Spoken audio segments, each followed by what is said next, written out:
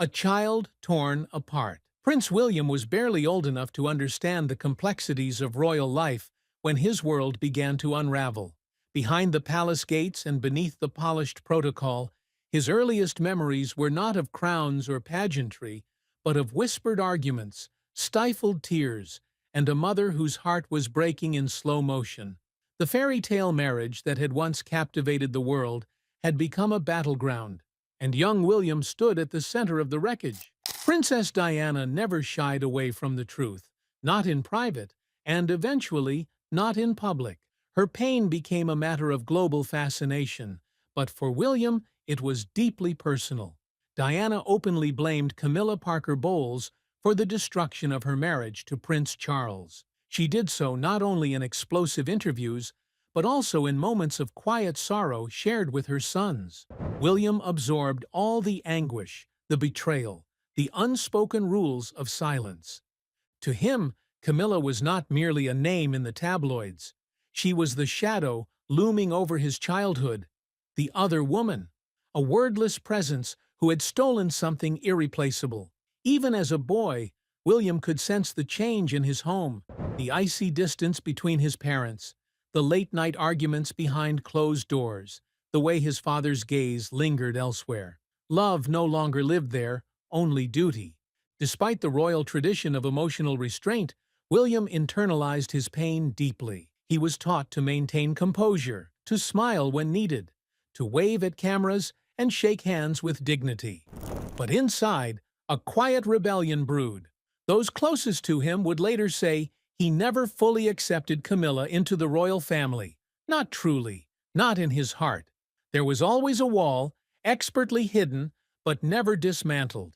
Even after Diana's tragic death in 1997, when William was just 15, her voice echoed in his conscience. She had made sure her sons understood her truth. Her honesty, raw and defiant, left its mark on the future king. The world mourned with him, but only William knew the full weight of what he had lost. Diana wasn't just a mother, she was his compass, his grounding force. And Camilla, in many ways, had been painted as the storm that blew that compass off course. Time passed. The royal family moved on. Public statements were crafted, ceremonies performed, photographs taken, but the emotional chasm remained. Even as Charles and Camilla's relationship evolved from scandal to semi-acceptance, William's feelings appeared frozen in the past. He was cordial in public, respectful when required, but insiders noted the stiffness, the glances that didn't linger, the hands that never reached out. Those who knew William intimately said he had always longed for peace, but not at the cost of truth. And the truth, as he saw it, was that Camilla had contributed to his mother's suffering. Forgiveness may be a virtue, but for William, it was a mountain he couldn't climb, not yet. Because how do you forgive the person you believe helped tear your family apart? And so, the emotional scars remained. Not visible to the world, perhaps, but very real, etched into the heir's psyche, influencing every decision, every smile, every silence. The past was not the past. It lingered in the halls of Kensington Palace and echoed in the pages of royal history. As William grew older, he would face moments where that buried pain would be tested, moments where tradition would demand smiles and duty would ask for grace. But under the surface, the unresolved grief and mistrust simmered, waiting. How long could William silence the storm only he could hear? Once the crown demanded he honor the one ghost he'd never laid to rest. Stay with us to know the awkward public embrace of Camilla. By 2005, Prince William had learned the fine art of composure. Raised in the spotlight, trained for kingship, and sculpted by duty, he knew how to play the role the world expected. But behind the tailored suits and practiced waves was a young man struggling to reconcile a painful personal history with the evolving face of the monarchy. That year, his father's marriage to Camilla Parker Bowles pushed William further into a world of forced smiles and silent storms. To the public, the wedding was framed as a moment of healing and forward movement. Camilla was no longer the scandalous outsider. She was becoming the Duchess of Cornwall, officially entering the royal fold after decades in the shadows. But for William, the transition was not so simple. Behind palace walls, he had reportedly voiced strong objections. Some close to the family say he was deeply hurt and even felt betrayed by the union. The wounds of Diana's pain had not yet scabbed over. Camilla's presence, legitimized through marriage, felt to William like a rewriting of history. He had watched his mother weep. He had heard her speak the truth as she saw it. Now he was being asked to smile beside the very woman Diana had publicly named as the third person in her marriage. William complied.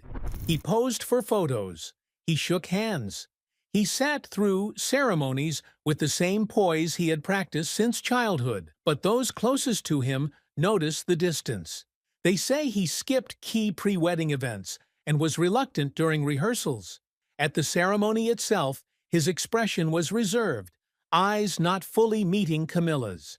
It was diplomacy, not warmth. The media, hungry for harmony, often missed the cold shoulder William extended during those early public engagements with his stepmother. Behind the flashes of the cameras, there were telling moments, averted glances, polite but clipped interactions. In interviews, his tone was neutral, carefully chosen, not quite disapproving, but certainly not embracing.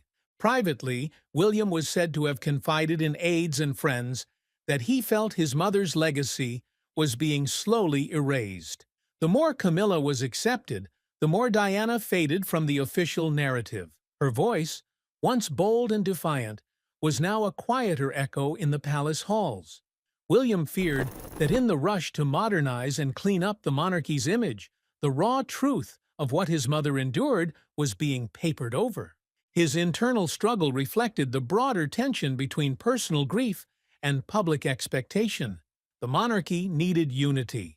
The firm demanded family harmony. But William was still a son grieving the very public destruction of his family. To him, Camilla's rising status felt like a cruel twist of history, and yet he endured it in silence, bound by the invisible chains of royal obligation. As months passed, the narrative shifted. Public opinion on Camilla softened. Royal biographers began painting her as a loyal companion and a steadying influence on Charles. But William's demeanor remained unchanged. He played his part, but the warmth never followed. This quiet resistance didn't go unnoticed within the palace. Courtiers speculated about how deep the resentment ran. Was it simply a matter of loyalty to his mother? Or did William fear what Camilla's growing influence might mean for the future of the crown? As Charles began reshaping the royal court with Camilla by his side, a new royal dynamic was being formed, one that required William to adapt, to conform, and to stand alongside a woman he had spent years quietly resisting. The image was polished, but underneath, the foundation was cracking. When the very crown meant to unite a nation begins to divide its heirs from within, how long before loyalty turns to quiet rebellion? Come with us to know. Queen Camilla? The title that shook the heirs. For years, the British public had been reassured that Camilla would never be queen. When she married Charles, it was stated clearly that she would one day be known as Princess Consort. It was a compromise that acknowledged both the controversy of the past and the delicate emotions surrounding Princess Diana's memory. But in 2022, the narrative shifted in a way that left Prince William stunned and, reportedly, seething in silence. The announcement came without warning. Queen Elizabeth II expressed her sincere wish that Camilla would be known as Queen Consort when Charles became king. In royal terms, her statement carried more than weight. It was the law. The public was caught off guard, but inside the palace, it sent a ripple of emotional turmoil, especially for William. To him, it was not just a title. It was the final rewrite of a painful history. For years, he had lived with the knowledge of what his mother endured. Her heartbreak had not been private. It had played out on the world stage. Diana had once famously said there were 3 people in her marriage, and now the third person was being elevated to queen. Sources close to William described him as furious. They said he felt misled. He believed the public had been promised one thing only to be handed another. And for William, whose trust had already been tested many times, this felt like a betrayal, not just to him, but to his mother's memory. He refused to speak publicly on the matter. Not a word of objection was ever issued in front of cameras. But within palace circles, his silence was deafening. He stopped attending certain advisory meetings. His schedule became selectively sparse when events involved Camilla. When he was present, his demeanor was noticeably restrained. Royal aides described him as emotionally distant and cold during this time. He had always been skilled at hiding personal feelings behind royal etiquette, but this was different. His sadness was sharper. His disappointment was more visible to those who had known him through other storms. Charles, newly elevated to the throne, was focused on shaping his legacy. He wanted Camilla at his side, fully and publicly accepted. But in doing so, he ignited a deeper rift within his family. William may have smiled for the cameras when required, but behind those brief appearances was a man navigating a bitter reckoning. Diana's legacy was not something William wore like a badge. It was his foundation. Her values, her compassion, her fight for authenticity, these were the traits he carried into his adult life. Seeing Camilla crowned with the very title that Diana was denied felt like an erasure. And though he never said it aloud, those closest to him believed he was grieving all over again. The public was split. Some welcomed the Queen Consort with cautious optimism. Others echoed William's silent protest. But the monarchy moved forward, as it always does, brushing emotion under the rug of tradition. For William, however, nothing was brushed away. The past walked beside him, shadowing every ceremony, every speech, every step toward his own future reign. Even Harry, estranged but outspoken, remained aligned with William on this issue. Though their methods differed, both brothers felt the announcement was deeply unjust. It became yet another layer of resentment in a family already stretched thin. The title Queen Camilla was more than ceremonial. It was a symbol. To some, it marked progress. To William, it marked the loss of honesty, of promises made, and of a mother's place in history. As William struggled to steady his path, how could he prepare for a brother's next move that would tear open wounds the world was never meant to see? Choosing Camilla over brotherhood? When Prince Harry released his memoir, Spare, it was more than a book. It was a reckoning. It shook the foundations of the royal family and peeled back layers of polished tradition to expose something raw and deeply personal. Among its most explosive revelations was a portrait of Camilla not as a harmless figure in the background, but as a calculating presence who, according to Harry, was willing to trade family for favor. Harry's words were sharp. He accused Camilla of leaking stories to the press in order to rehabilitate her image. He painted a picture of a stepmother who had carefully managed her reputation at the expense of the two young princes. According to him, she had sacrificed both their reputations to secure her own rise. For those outside the palace gates, it was the kind of royal drama that fueled headlines. But inside the family, it cut to the bone. William's position was more complex. He did not speak out publicly, nor did he comment directly on Harry's allegations. But sources close to the palace said he was deeply unsettled by the memoir's release. Some insiders believed he agreed with parts of what Harry said. Others insisted he was more focused on protecting the monarchy than engaging in the emotional fallout. Still, William found himself caught in the middle. He had long stood as the bridge between tradition and modernity, between the public and the private, between duty and brotherhood. But as the rift between him and Harry widened, it became harder to walk that line. Every move he made was now seen through the lens of loyalty. Loyalty to the firm or loyalty to his brother. The divide between the brothers was already growing before Spare was published, but the revelations within it forced William to choose silence at a time when the world was listening. Harry had unleashed decades of pain, resentment, and frustration, and much of it, at its core, circled back to one woman, Camilla. To William, the situation was agonizing. He knew Harry's pain. They had grown up under the same roof, watched their mother's life unravel, and then stood side by side at her funeral. But William had chosen a different path. He had buried much of that pain beneath layers of protocol and purpose. Now, Harry had unearthed it all again, and in doing so, had drawn a new and painful line in the sand.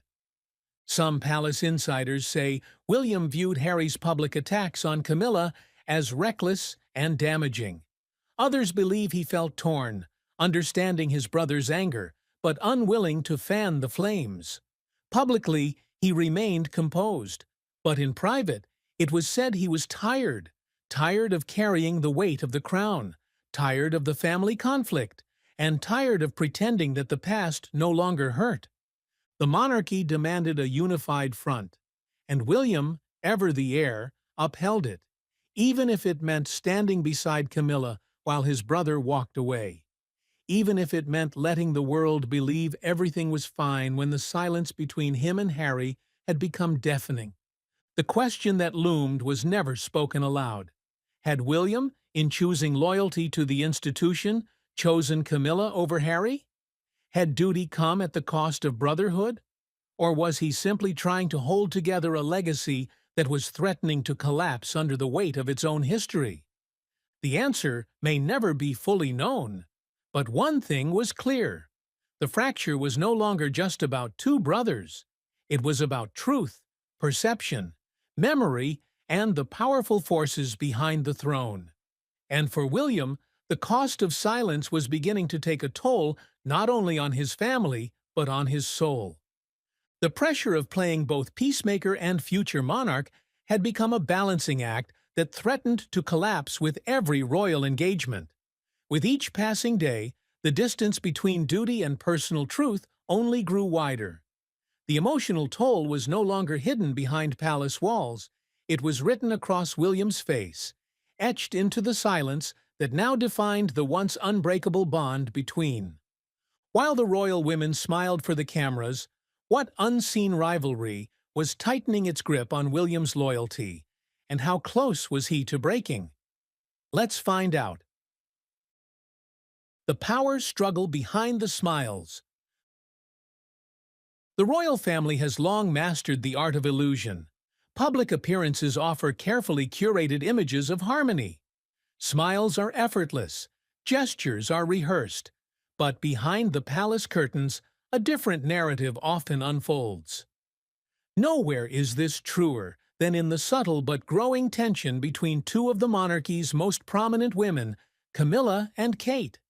To the world, they appear as a united front, photographed together at state events, laughing politely during garden parties, and sharing moments of supposed camaraderie on public tours. Yet palace insiders paint a far different picture, one in which power, influence, and control of the royal narrative are the unspoken stakes. As Camilla settled into her role as queen consort, her influence within the palace grew. She took on more responsibilities, made key appointments in the royal household, and began shaping the tone of the court alongside King Charles. But in doing so, she reportedly clashed with Kate, who had carefully built her own place within the royal family over the years. William was not just a prince. He was the future king. And Kate, as his wife, had become the face of the monarchy's next generation. Loved by the public, admired for her elegance and restraint, she was everything the firm wanted in a modern royal. But with Camilla now carrying the authority of a queen, some sources say she did not always see Kate as an equal partner in the palace hierarchy. Reports emerged of Camilla excluding Kate from certain strategic meetings. Royal planning sessions, traditionally involving senior family members, sometimes went ahead without Kate's input. It was a message, some claimed, about who now held the reins. William did not take kindly to these slights. Loyal to Kate and deeply aware of the emotional costs his wife had endured under the royal spotlight, he was said to be quietly furious. Though he never confronted Camilla directly in public, those who observed the family behind closed doors spoke of a new coldness in his interactions with her. His protectiveness over Kate was evident in his posture, his timing, and his deliberate presence at her side during tense public engagements. Body language analysts began dissecting every gesture. Slight head turns, distances between hand placements, brief hesitations. These became the clues to a deeper friction that no statement would ever acknowledge. Yet the tension was unmistakable to those who knew where to look. Camilla, known for her resilience and social acumen, did not retreat. She continued expanding her role, supporting Charles with quiet confidence. But her rise came with resistance. Not from the public, who had largely accepted her new title, but from within the family itself. And at the center of that resistance stood William and Kate. For Kate, the struggle was not just about influence, it was about identity. She had sacrificed privacy, personal dreams, and endured relentless media scrutiny to support the monarchy. Being sidelined was more than an insult. It threatened the very stability she had helped craft for the future of the crown. And so, beneath the gowns and tiaras, a subtle power struggle unfolded, one between two women navigating a court filled with old rules and new ambitions. Both understood the stakes, both knew the cost of missteps, but only one could truly shape the tone of the monarchy to come. Each gesture, each decision, each whispered exchange behind palace walls carried the weight of legacy and future power. As roles shifted and influence deepened, neither woman was willing to surrender ground so easily. And when illness struck the royal family, the carefully balanced rivalry between Kate and Camilla was pushed to its limits. Let's dive into it. The Cancer Crisis. The year 2024 began not with a celebration, but with fear. Within weeks, the royal family was shaken by news that would dominate both headlines and private prayer. King Charles had been diagnosed with cancer. Not long after, the palace confirmed that Catherine, Princess of Wales, was also battling the disease. Two pillars of the monarchy were suddenly vulnerable. The world watched with sympathy. The family responded with unity. But behind the scenes, the crisis reawakened long-buried wounds. For William, the double blow was shattering. As both a son and a husband, he was now fighting two battles, one for his father, one for the woman he loved. The public saw him standing tall, speaking with strength, and thanking well-wishers. But inside, he was unraveling. He had always known that duty would demand everything from him, but nothing could have prepared him for this. The emotional weight was unbearable. As he tried to support Kate through her treatment, while stepping into more royal duties during Charles's absence, he found himself growing increasingly isolated. In these fragile moments, Camilla tried to step in. Some say she attempted to bridge the gap between generations. She offered her presence in meetings, shared updates with staff, and tried to present a calm, commanding figure. But William resisted. The trust had never been strong. Now, with emotions raw and patience thin, it began to fray even further. William reportedly questioned her involvement in certain decisions regarding his father's health disclosures. He felt sidelined, cut out, a son watching from the margins while others shaped the public message. Palace insiders noticed the tension. In public, the family stood as one. But in private, the silence between William and Camilla grew colder. Conversations were brief. Strategy meetings were strained. William's gaze, once neutral, had become distant. It was not about politics. It was personal. To William, this moment of crisis required not just unity, but truth. And he did not believe Camilla truly understood the emotional weight of what was happening. She seemed to move forward with calm authority, but he viewed it as detachment, a performance, one that ignored the deeper fractures still unhealed. Kate, even in her illness, remained William's source of strength. Her resilience inspired him, but also exposed the lack of emotional support he felt elsewhere. He confided in close friends that he was exhausted by the performance of unity. The pressure to show a brave face, to continue the work, to pose for cameras, it had become too much. For the monarchy, this was a defining test. Could the family hold its image together while the foundation was shaken? Could they prove that tradition could withstand even the cruel hand of fate? They tried. Every appearance was polished. Every message is carefully crafted. But beneath it all, the fractures deepened. Some said this was the moment William truly saw the crown for what it demanded. Not just leadership, but sacrifice. Not just presence, but silence. In his quietest moments, he began to question whether it was still worth it. He stood before crowds, smiling and steady, but each day wore him down. The legacy of his mother, the loss of his brother's trust, the battle for control with Camilla, and now the possibility of losing both his father and his wife. It was a storm no training could prepare him for. And as he stood in the center of it, one truth became impossible to ignore. The royal family could no longer pretend that unity alone was enough. When the mask of tradition finally cracked, would William protect the silence that bound him, or speak the truth that could fracture the crown forever? Stay here to know the details. William speaks out. In the final months of 2024, something shifted. For years, Prince William had been the embodiment of royal control. He followed the script. He played the part. He honored the institution, even when it cost him personally. But grief and pressure have a way of eroding even the strongest foundations. And eventually, even the future king found himself unable to carry the weight alone. It did not begin with a press conference or a televised statement. It started quietly. In a private conversation with a small group of longtime friends, William reportedly called 2024 the hardest year of his life. The admission was uncharacteristic. Not because it was untrue, but because William had long been trained to hide such vulnerability. This time, however, he did not. Those close to him described a man who had been pushed to his limits.